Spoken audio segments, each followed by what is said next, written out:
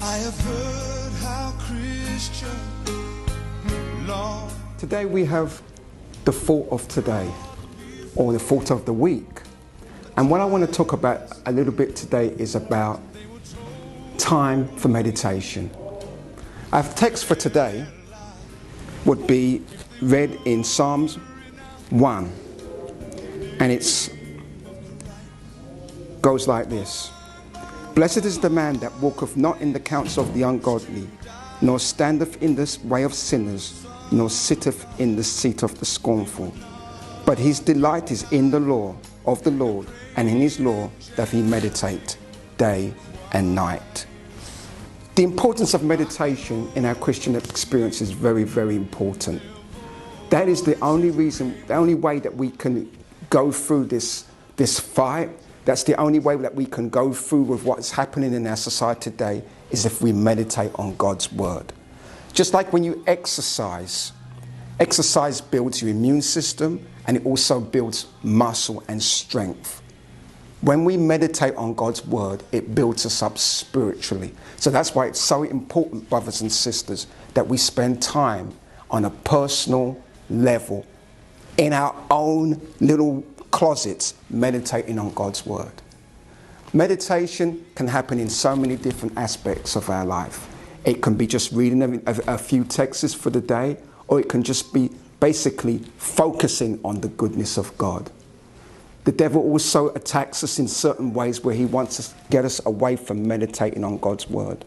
And in this time of COVID-19, we have the tendency to be focusing on the news, and we have the tendency to be focusing on all the bad things. I'm here to tell you today that don't focus on that stuff. Focus and meditate on God's word, because that's the only thing that we have. You know, when you look at what's going on in the world today, the most important statements we hear about is the infection rate of COVID-19. I'm going to tell you guys something. I want you to be infected by Jesus Christ. Now, what does that mean?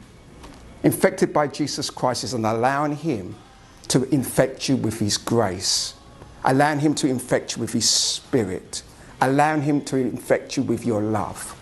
And when you are infected with Jesus Christ, brothers and sisters, you can go forward and you can infect somebody else, because Christ is working through you. So I want to leave you with one last text, and it's taken from Psalms 91.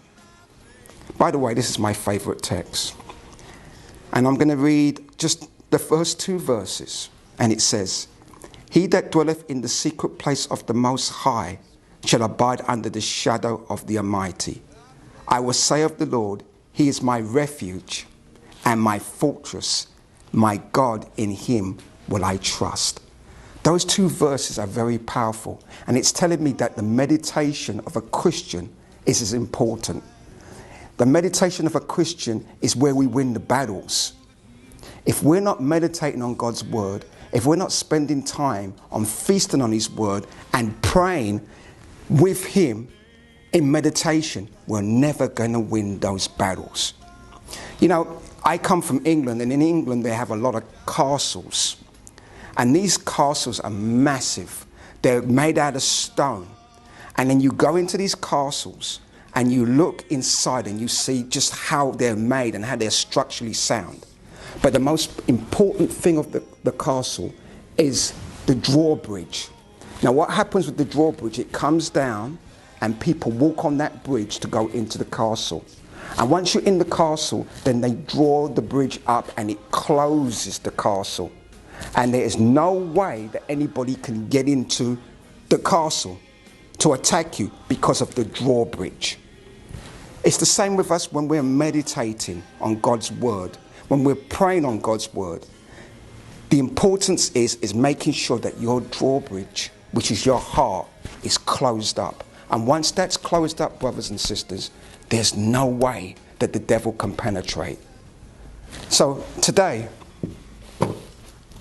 I'm asking you people, your friends and your relatives, to be a drawbridge, to be a castle. Meditate on God's word. Spend time on God's word.